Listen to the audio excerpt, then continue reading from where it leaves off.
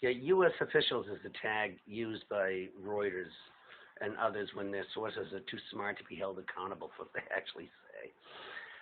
It's also a way to sneak things into the news cycle, kind of like a trial balloon, without attaching too much importance to them and see how they work out. This whole thing with expressing relief over China's restraint on Ukraine reeks of this tactic. But even without names, it's stunning for what is not said but left laying out in plain sight.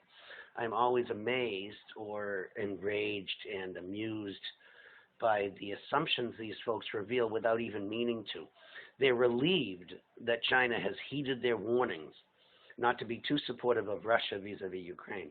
Apparently, up until the very moment Chinese EMP weapons completely disable the Western naval fleet in one fell swoop, or are picking U.S. ICBMs out of the sky, the U.S. is free to continue on its globicidal mission as if everyone agrees and loves what they're doing. It's a uniquely bizarre and obviously dangerous form of thought. It's kind of like an extreme perversion of the fable of the three monkeys, but instead of not seeing, hearing, or speaking, evil or otherwise, the warmongers possess none of the senses at all, save the use of one arm, holding the stick they use to beat the world into submission. Now, they don't seem aware of any input other than that from sycophants and slaves. And there's no little boy on the sidelines to shout that the emperor has no clothes, or impenetrable missile shield, as it were. Not for lack of trying, of course. The Chinese have been quite reasonably predicted, Chinese, to be perfectly lazy about it. In the run-up to Jolton Joe's Asia trip, China has been very careful not to flaunt its support for Russia by doing anything more than it already has done. U.S. officials stupidly choose to interpret this as acquiescence, or worse, heeding their warnings.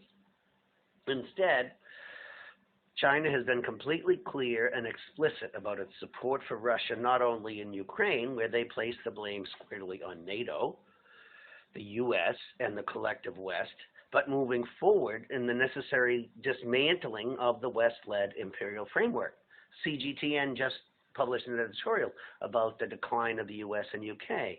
Xi and Putin have jointly spoken out on the subject.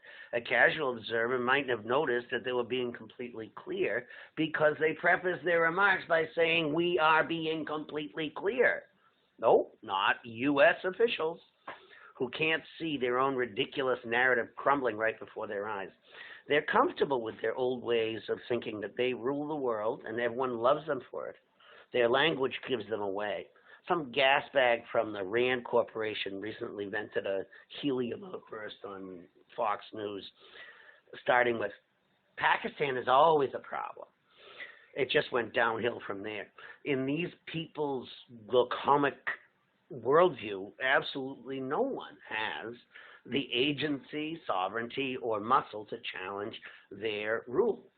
Again, with the monkeys.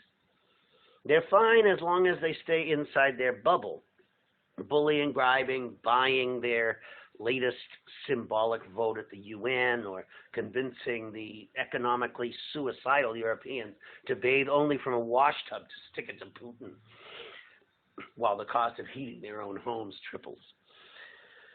But, of course, no lie lives forever. China is not perfect or clairvoyant, but they are nothing if not patient.